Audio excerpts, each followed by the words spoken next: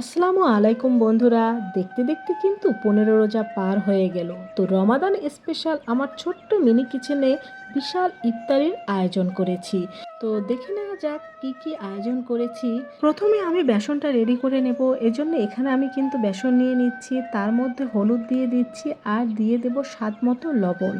এখন অল্প অল্প করে পানি দিয়ে এখানে আমরা বেসনের ব্যাটারটা তৈরি করে নেব, যা দিয়ে আমি আলুর চপ, ডিমের চপ, বেগুনি এগুলো ভেজে নেব। তো অল্প অল্প পানি দিয়ে কিন্তু এখানে আমি ব্যাটারটা তৈরি করে নিয়েছি। এখন এটাকে আমি 5 মিনিট ঢেকে রেখে দেব।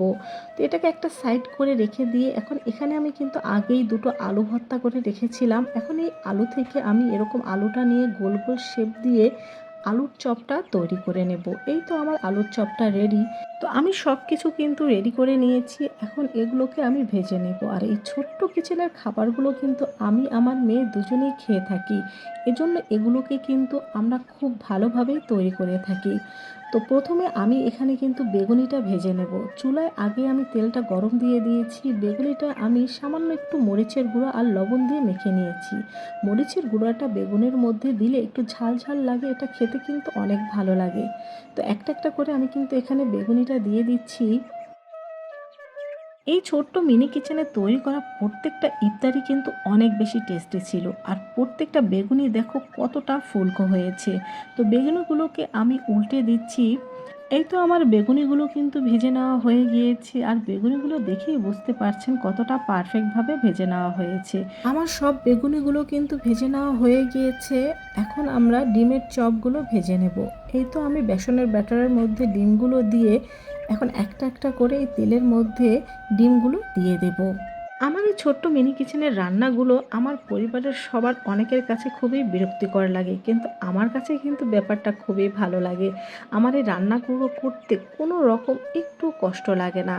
আমার খুবই ভালো লাগে এই রান্নাগুলো করতে। তো এরই মধ্যে আমার ডিমের চপগুলো কিন্তু ভেজে নেওয়া হয়ে গিয়েছে। এখন এগুলোকে আমি তুলে নিচ্ছি। ডিমের চপগুলো ভেজে নেওয়া হয়ে গেলে এখন এখানে আমি আলুর চপগুলো ভেজে নেব। তো একটা একটা করে আমি কিন্তু এখানে আলুর চপগুলো দিয়ে দিচ্ছি। বেগুনের মতো আলুর চপগুলো কিন্তু প্রত্যেকটা অনেক বেশি ফুলকো হয়েছিল। এই তো আমার প্রথম ব্যাচের আলুর চপগুলো ভেজে নেওয়া হয়ে গিয়েছে। এখন এগুলোকে আমি তুলে নিচ্ছি। আর বাকি আলুর চপগুলো কিন্তু ঠিক একইভাবে আমি ভেজে নেব। আলুর চপগুলো ভেজে নেওয়া হয়ে গেলে এখন আমি পেঁয়াজগুলো ভেজে নেব। এখানে আমি আগেই ডাল বেটে রেখেছিলাম, তার মধ্যে স্বাদ মতো লবণ, হলুদ, ধনিয়া পাতা, পেঁয়াজ কুচি ডালের সাথে ভালোভাবে মিশিয়ে এখন গরম তেলের মধ্যে কিন্তু আমি দিয়ে দিচ্ছি। এই তো আমার পেঁয়াজগুলো কিন্তু ভাজা হচ্ছে। তো পেঁয়াজগুলোকে এখন আমি উল্টে দিচ্ছি।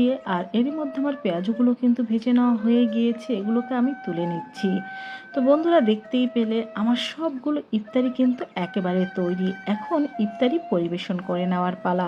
আপনারা চাইলে ডিমের চপগুলো আস্ত রাখতে পারেন, তবে আমার কাছে মাঝ বরাবর কেটে নিলে এটা দেখতে ভালো লাগে, তাই আমি ডিমের চপগুলো মাঝ বরাবর কেটে নিচ্ছি। এই তো কেটে নেওয়া হয়ে গিয়েছে।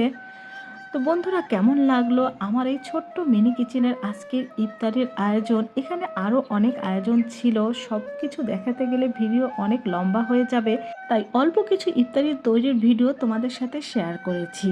তো আশা করছি আমার এই ভিডিওটা তোমাদের ভালো লেগেছে। ভালো লাগলে বন্ধুদের সাথে শেয়ার করবে এবং নিজেরাও মিনি কিচেনে ট্রাই করতে পারো। আল্লাহ হাফেজ।